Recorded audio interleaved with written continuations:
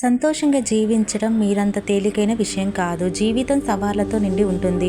జీవన క్రమంలో విజయం, ఆనందం తారసపడుతూ ఉంటాయి. అది స్టార్ లాగా తారలాగా మెరుస్తూ ఉంటాయి. కానీ జీవితం చాలా వరకు నిరాశతోనే గడిచిపోతుంది. మనం అనుకుంటూ ఉంటాం రోజు మనం ఏదో సంతోషించాము, ఆనందంగా గడుపుతూ ఉంటున్నాము అనుకుంటాం. కానీ అసలు జీవితం అంటే ఏంటో సరిగ్గా ఎవరికి తెలీదు.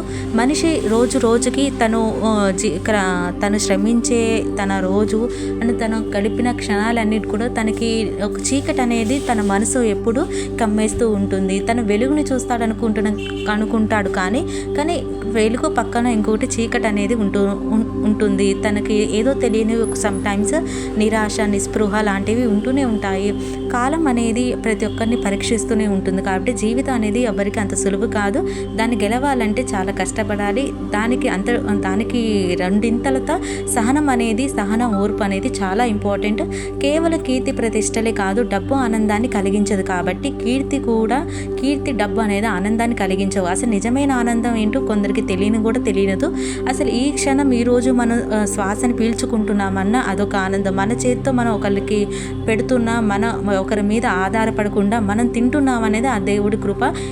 ఈ అసలైన ఆనందాన్ని మరిచి శాశ్వతమైన ఆనందాన్ని విడిచి తాత్కాలికమైన సంతోషాన్ని కోసం మనుషులందరూ ప్రాకులాడుతూ ఉంటారు. కానీ ఈ చిక్కులోని ఉచ్చుల్లో వరకు అందరూ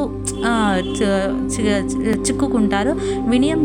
వినయంగా కొందరు నటిస్తూ ఉంటారు. అతిమంగా లోపల ఉన్న ఆత్మ వాస్తవం లాంటిది. మన ఆత్మ ఎప్పుడు, మన అంతరాత్మ ఎప్పుడు చెప్తున్నా, అంతరాత్మ దేవుడు కాబట్టి నువ్వేం చేస్తున్నావో, నువ్వేం చేయకూడదు, నువ్వేం చేయాలనేది నీ అంతరాత్మ ఎప్పుడు చెప్తూనే ఉంటుంది.